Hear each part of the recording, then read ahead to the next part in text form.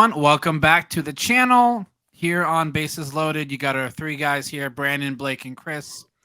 If this is your first time on the channel, make sure to like, comment, and subscribe. You'll notice there's not a lot of content on the video right now. I've been having us jump around as to where the videos get posted, so sorry about that. But I figured we'd start fresh here, Bases Loaded here on our own specific channel. So, yeah, we're here. We just finished the first month of the year.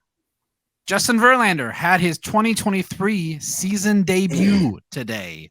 He had a rough first inning, and I had money on that no runs were scored in the first inning. I was very close, and I was like, God. So most of the time, that is a solid bet of Verlander not giving up runs in the first. But I should have realized, this is his first start. He may be a little shaky. And the only 2 runs scored were in the first inning on back-to-back home runs by Riley Green and, of all people, Javi Baez. Mr. I have no plate discipline whatsoever. Like, what is plate discipline to Javi Baez?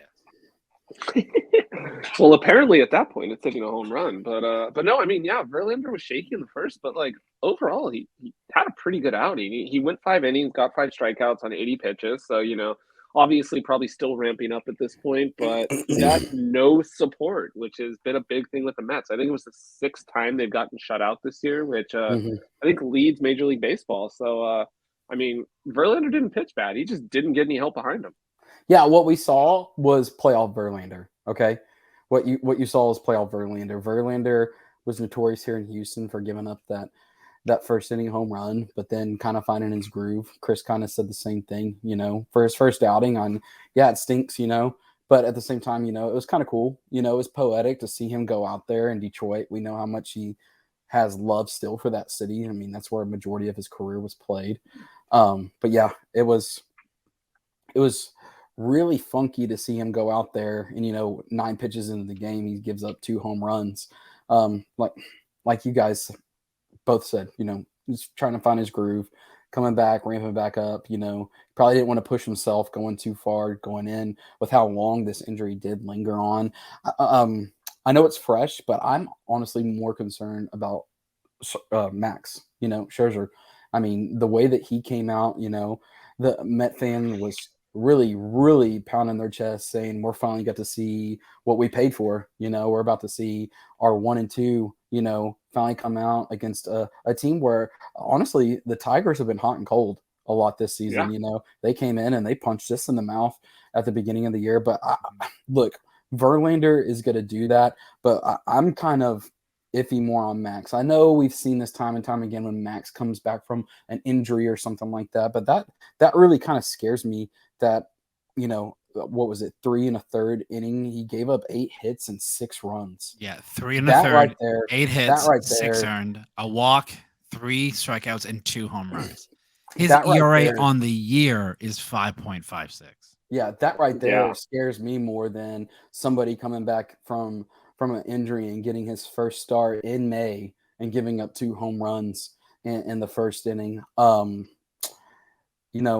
That's all that is going back and watching film and getting your location right, getting your elbow up and figuring out where that 3/4 mark is, because those right there are the adjustments that you have to make coming off a long outing, obviously.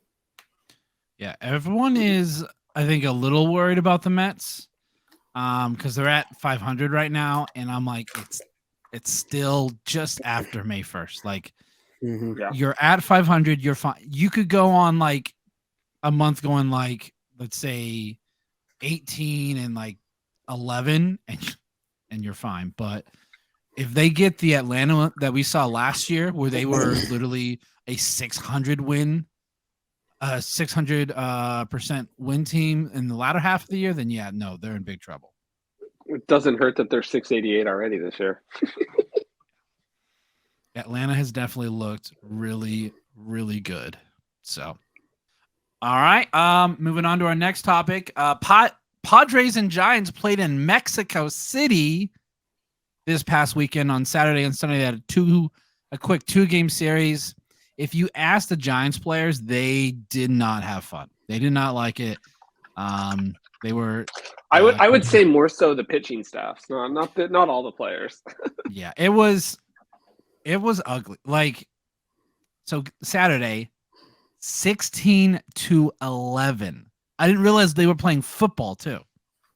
Like, I think it was either 3 or 4 separate times in the game you had back-to-back home runs.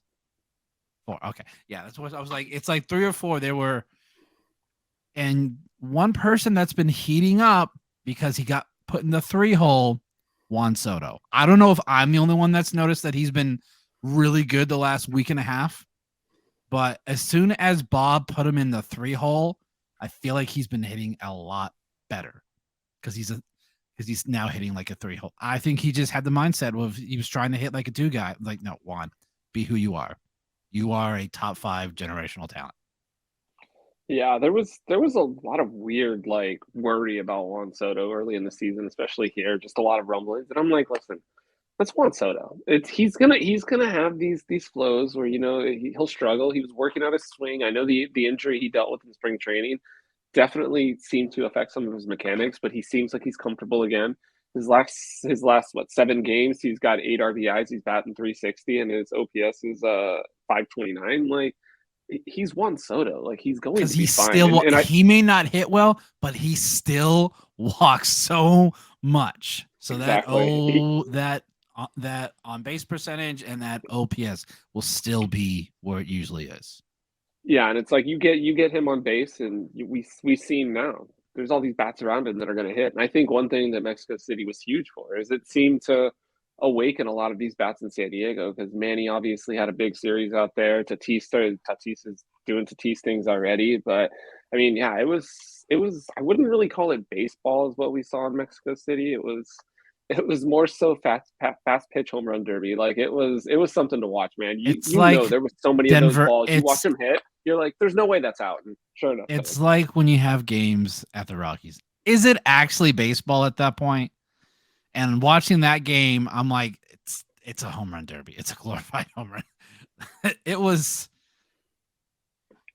like, this is awesome to watch, but if you're like a fan of these teams, you're probably like, stop giving up these just home runs. It was weird. I think it was Saturday. Brandon Crawford thinks he hits a home run down the right field line. Like, he thinks he does. Next pitch goes the opposite way to left center. A no-doubter, too.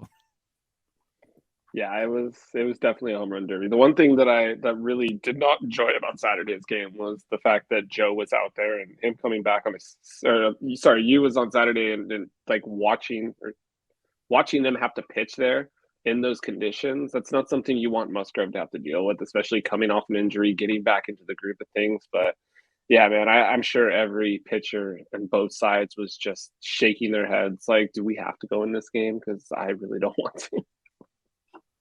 Yeah, they're like, can we just like not include these 2 games in our stats, please? Because that would be great.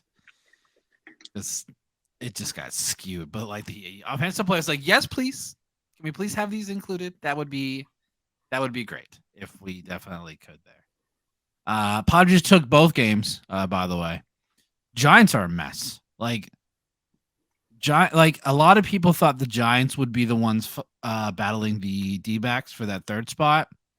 But right now, from what I've seen, it is a 3-team race in the National League West. D-backs, Dodgers, and Padres. I felt like so I didn't think the Diamondbacks would start this hot because they had a rough first month. They played 10 games. Like, their April, the fact that they went 16-13, I believe, is how they finished the month, which is based on who they played, phenomenal. Like, I was like, okay, yeah, I will take that. I will take that because they have an easier schedule in May. They don't play the Padres or the Dodgers again until August. I am so relieved. Blake, you got anything to say about the Mexico series? No, because I was out of town. I saw highlights, but literally you guys like already covered it. The only thing that I'll add to it off of coattails, is, I mean, we've kind of touched around the first month, there's a lot of storylines across the board. Who would have thought, that Cardinals would be deflated. The Yankees would be deflated. Who would have thought that Tampa would have come out to the start? Who would have thought that St. Louis would be where they're at right now? Who thought that Pittsburgh would be doing what they're doing? Even if I told you Without Cruz, by the way, they're gonna O'Neal Cruz is lose not there right now. O'Neal halfway through this month. There's a lot going on. Storylines. The rookie that got called up, from the Pirates. This last week of baseball, there was a lot of storylines. But the one thing that I can say is, look, this first month is just like last year. Okay, we had a lot of people that started off hot and fell completely off of the face of the mountain. We've had way too many knee-jerk reactions, not only for Chris's team, my team, but a lot of teams, that are literally sitting at 500 right now. It just turned May. It's not good enough. It's not good enough. Y'all forget this is a marathon. We're not in our 60-game season, where that was a sprint. The first month was important. I'm calm, cool, and collected because we're playing with half of our AAA affiliate right now. And honestly, if you told me that my team would have the record they have after the first half of the season, who we faced, I'm going to take it. We haven't even played Oakland yet. We haven't even played Little Brother in the division up there in Seattle. So I'm good. Okay. Chris is good. Honestly, from the outside looking in, and Chris knows this. You guys both know this. The Padres, all they have to do really is figure out pitching. Okay. Soto's getting hot because there's no way to pitch around in that lineup anymore. And that's the first four. You cannot pitch around. That's the luxury that we've had here in Houston for the past, 5 years, we're on the cusp of getting Brantley back. We're on the cusp of getting Altuve back. We've lost 2 pitchers, that stinks, but we've had a bunch of rookies step up. Hutter Brown is going out there. He's looking like a juggernaut. He's getting the notoriety that he deserves, but it's May. I'm not going to sweat it until we hit August. I'm not hitting the panic button on my team until we're 4 months removed from the All-Star break. I get it. It's been a real crazy squirrely first month, but it's been actually really cool and exciting. Not the storylines that we thought they were going to have. I mean, everyone, I don't know why it was every week everyone's like, oh, this is the new best team. I'm like, yo, it's a 162-game season. And I really think you don't. It's June the beauty 1st, of the sport, though. June 1st for me has always been all right, what is your team at right now? Are they where they need to be, or are they a mess? The St. Louis Cardinals, Blake, you brought it up, kind of the Yankees and the Cardinals. Yankees, it's due to injury. Cardinals is just, they have no pitching. Their pitching is awful. It is ugly. The Angels just dominated them. Dominated. And they usually don't do that. Right. They don't. I'm sorry. Angels are not. Outside of the 2, Trout and Ohtani, that roster is not very good. I don't think they're making the playoffs unless they somehow figured out how to clone both of them and someone else can pitch, because Ohtani has been phenomenal this year. Trout stayed healthy. Yeah. And I know I said if he plays 120, they might make the playoffs. I don't even know if that's possible. Because of right now, the AL East, literally everyone is good in the AL East right now. And that's not good if you're an Angels fan, because those 3 wildcard spots are most likely going to be coming from the AL East right now. Yeah, it's wild when we look at the AL East right now, and I know it's early, but seeing that the Yankees are in last place, it's you look at Boston, who's just run off 6 straight, and all of a sudden looks really good. Baltimore is doing what the Orioles do, and they're having fun. They're smashing homers and they're playing great baseball. And then Tampa, they're the fastest team to be 20 games over 500.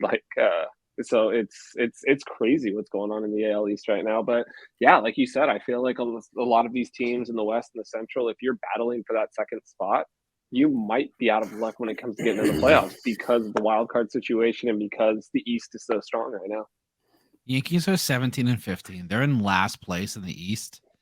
They would be like one game behind Minnesota in the Central. Yeah, but if you look at that, like if you look at the standings in the East, man, like there's a potential there that you have like 3 teams that are above 500, you know, the way that they're playing in that division going forward. And that doesn't happen often, if you know what I mean. You know, there easily could be 3 to 4 teams, you know, with the way, let's face it, you think about it, I know I'm trailing off here, but, you know, if Tampa Bay, they've gotten off to a hot start. If they slump out and a lot of those games go that way, that'd be nuts to see that division in with like 3 to 4 teams that are hovering around 500 right there. And that right there makes it super interesting now that the way that the wild cards are spread out and how we've expanded the playoffs. Yeah. Again, Angels currently have a better record than the Astros, but like Blake said, he's not going to worry about anything until August 1st. As soon as you guys get your Hall of Fame second baseman back here in like a month, probably, maybe a little bit more. And a guy that's hit over 300 for the past like 8 seasons, Michael Brantley, you know. Yeah. Not to mention too, you know what? We haven't played. I don't think we haven't even played the Angels yet. You know, like our first half of the season. If you really look at the schedule, I mean, we played the White Sox, Detroit, Minnesota, Pittsburgh, Texas, Toronto, Atlanta, Tampa, Philly, and San Francisco. We haven't played anybody else in our division, and you guys fail to realize that we have a AAA, but a AA team in our division this year. Oakland is a mess. Oh, Lord. Oh my God, it's so bad. It's so bad, dude. Well, you saw the attendance like this week. It was like I was 2,800. And their AA teams are averaging more fans than the major league team right now. It's bad. That's insane. Bad. But I mean, it's cheap tickets, you know, and it's like you can go sit. Dude, I'd buy that pass in a heartbeat. I would buy that pass in a heartbeat. 37 games, $99. I'm like, dude. And you know, parking at the Coliseum has got to be like $5-10. In fact, I want to find out. I really want to find. You and I both know there's no way they're saying it's $20 to park here. There's no way. They can't. There's no way. Yeah, there's no way that they can say that. So let's go ahead and move on to our series of the week, which I think we're all in consensus. Padres Dodgers. Oh, that's this weekend?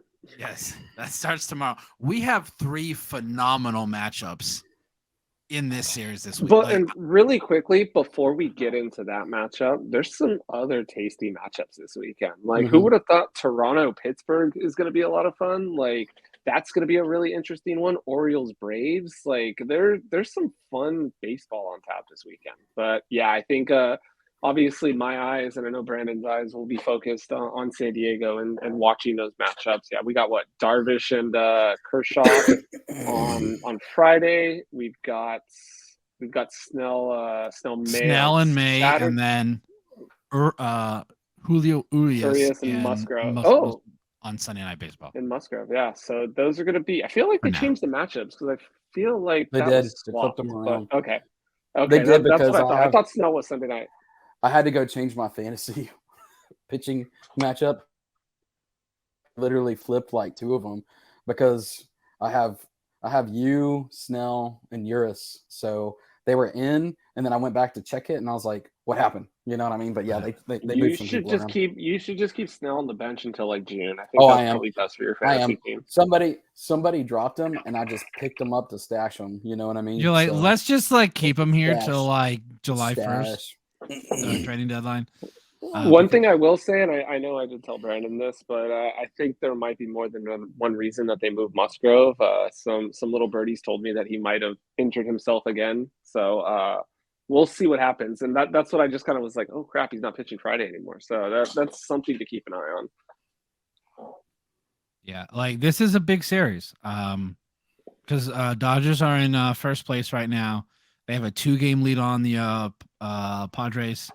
And we know what happened last year when they were really close. And, like, Dodgers just whooped their butt. Like, they like that first series when they were close, and then Dodgers just pulled away. Yeah, now and it's like we're not going to play as much between each other, so we'll have to see how that goes. Well, these matchups are going to be more, and I mean, you have to know, like the Dodgers can sit there and say we're not their rival, yada yada yada. They don't care as much, but Roberts talked about how he moved the pitching matchups to set it up so the weekend looked like it did, and also like they remember what happened on this field in October, whether they want to admit it or not. They remember, so it's going to be very interesting. I know it's something Tatis has been looking forward to, not getting the opportunity to play in that series last year. So it's going to be some fun baseball the next couple days here. Yeah, like just looking at the run differential, San Diego's -3, Dodgers are +42. And like if you look at all the teams that have that positive, like major positive run differential, Dodgers, Braves, and Rays. Rays is like just like video game style. Like it's like 100 114. Well, they're the only team in baseball that scored over 200 runs this season so far. Yeah, I mean Boston's at 195, Texas at 191. Like they have scored so many more. We did have a first of the 2023 season today. Do you guys know what it was? We had our first. Well, Acuna got hurt again. Is that what we're talking about? No. It was against the Rays. It included the Pirates. Our first immaculate inning of the season. Colin Holderman had our first anytime that happens, I love it. Because that is hard. I can't even do that in MLB The Show, dude. It's impressive. No. I'm like, you'll see guys who do like 3, maybe 4, but like once you get to that final one, I personally think it's a more impressive accomplishment that not a lot of people tend to talk about as much. Because like, okay, you throw 9 straight pitches, but I'm like, you gotta remember, it's 9 strikes. Like it has to be 9. Like I thought that was pretty impressive when I saw that today against the Rays, by the way, which Rays have been dominating everybody lately through these first month or so. And like I thought they might let up, but they haven't. Like they've been consistently just whooping everybody they play. Like they'll get a loss here and there, but they'll win like 4 or 5 in a row, and then they'll lose one, and then they'll win another 4 or 5 in a row. Like they're on a 3-game win streak right now. They played 19 games at home. They've won 17 of them. Yeah. Excellent. Well, and the best starts through 32 games since 1900. They are second right now because there was 3 teams that have done 27-5: the 84 Tigers, the 1911 Tigers, and the 1902 Pirates. But right after that is the 26-6 Tampa Bay Rays, which is, yeah. I mean, we talked about their hot start and just keeping level, but it doesn't seem like they want to keep level. It seems like they just keep going out there and winning games. Like you got to just keep your foot on the gas because in that division right now, if you let up for just a little bit, that lead could shrink because they're only 4.5 up on Baltimore. They have a bad series and Baltimore has a good series. It's close again. Yeah. Like dropping their first 2 losses a couple of days ago at home. Against who? Who beat them? I can't remember. And then, like, unlike NL teams, we can actually sweep the Braves in Atlanta. So, it was a 3-game series. We won 3 in a row. It's the same thing. It is the same thing. But you didn't get that 4th, man. Come on, dude. Those were fun games. But anyway, yeah, it's been fun. It's been really, really fun. I like what Brandon said, and I kind of forgot it because I said waiting to something else. Other than obviously like seeing a guy as young as like O'Neal go down, I am very impressed with, let's just say, core people staying healthy. I don't want to like jinx it or something like that, but we haven't had any like super major injuries that like surprise us. Like, of course, the Verlander thing was kind of a shock, and we've kind of had a couple of guys get nicked up in here like that, but we haven't had somebody a major catastrophe so far. That's kind of like, oh well, that just kind of like gutted a team right there. So that kind of excites me to see. There's a lot of whole teams that are still out there that are ready to compete going into May. So one thing that happened this week that just slipped my mind that I just thought of, Bryce Harper came back. What I was hell? just thinking the same thing. What the hell? How is that possible? The man had Tommy John, not even 160 days. That's crazy, man. That is insane. It's like 5 months. Normally it's like 18, but he's not a pitcher, and I think they're only playing him at DH. So he's not throwing the ball, but still, like, that is crazy to me. How he came back. I think because they're like, we need to stay within grasp of Atlanta. We can't let them get too far ahead. Like, he's had a solid start. I mean, it's one of those things where he's always said like his body recovers fast, and people just say, "Oh yeah, whatever." But like, case in point, like he should not be able to play baseball at this level this quickly, but he's gone ahead and done it. And I mean, it's going to be really interesting to see like how his body handles the season, because one thing to keep in mind as well is like he didn't get spring training, he didn't get a World Baseball Classic, he didn't get all of this, he didn't get rehab. He just was like, all right, let's go play baseball, and he's going out there and reacclimating himself in Major League pitching, getting used to the clock, getting used to all of this stuff. Like, this is all happening on the fly for him. So it's going to be very interesting to not only see like what happens the next month, but how his body's holding up like 2 months, 3 months from now, and even into September and October. It's going to be something to keep an eye on throughout the year. Yeah, and I wonder if they're going to slowly bring him back, like play him like 2 games in a series, have him take 2 games off, or are they just going to say like, Bryce, do you want to play today? Sure. And they'll just go ahead and let him play, because Bryce just seems one of those guys that he knows his body better than a athletic trainer.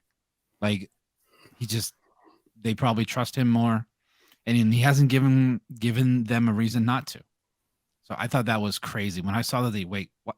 Because I personally thought July 1st at the earliest, and that was being like super conservative. But it was May 1st, basically. Any parting thoughts for the pod today, Blake? No, we kind of covered everything. I'm just excited, man.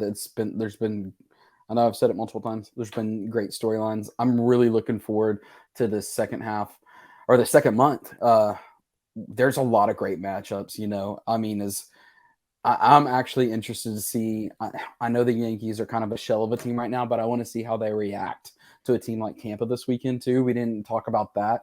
And interesting, the Phillies kind of have started off slow, but that matchup between them and Boston kind of is intriguing to me, because it kind of like, what is this team? What are both of these teams? What are both of these squads? Are they going to catch fire? Is Boston's kind of been hot and cold. They've had a lot of good innings like at the plate.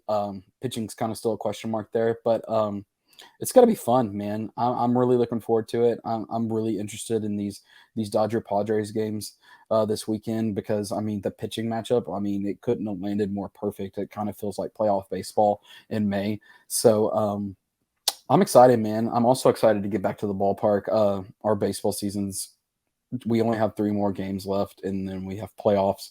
But that's kind of been all up in the air with how busy we are. So I'm going to hit up some games in May, June, and July. So I'm really excited to get back, because I haven't been back. I haven't been to the ballpark since opening weekend. So I'm ready to get back. Get on that, Blake. Come on. I know. Chris, any last thoughts for the show today? Yeah, I mean, like, just exactly what Blake was saying. I was at the ballpark on Monday and Tuesday. It was the first time I'd been there since opening day. So obviously it was electric on Monday night with Tatis making his return at home. Basically sellouts on Monday and Tuesday night against the Reds, which is not something we're used to seeing. And, we're going to have a very, very interesting matchup with the Dodgers this week. Sunday night baseball, so I know everyone will get to enjoy the Sunday night game, and mostly counting down to May 21st because me and Brandon are going to go see Padres Red Sox in person together. So Yeah. really hyped on that right now too. That's awesome. Yeah, I'm so I haven't been to. I think I was talking to Chris about this. I haven't been at Petco since like 2016. That's 2015, awesome. That's really awesome. Yeah, I haven't. I'm like, it is my second favorite ballpark. Just do me a favor when you go, dude. Rock the Cashner jersey when you go. Okay, just do it. If I had one, you'll get so much love. This man over here. Seeing that tweet the other night was so funny. Yeah, that you tweeted out, dude. I couldn't believe I saw it in person. Seeing an Andrew Cashner jersey in the wild was something I did not expect to see. It was pretty great. Everyone, thanks for tuning in to episode number 2 here on the channel. All of our socials are in the description box below. Also, make sure to like the video, subscribe so you don't miss any of our future content. I'll be posting little shorts every day of just quick commentary on some games, some plays. I posted 2 here today, so I'm trying to do that more consistently. We'll see y'all next time.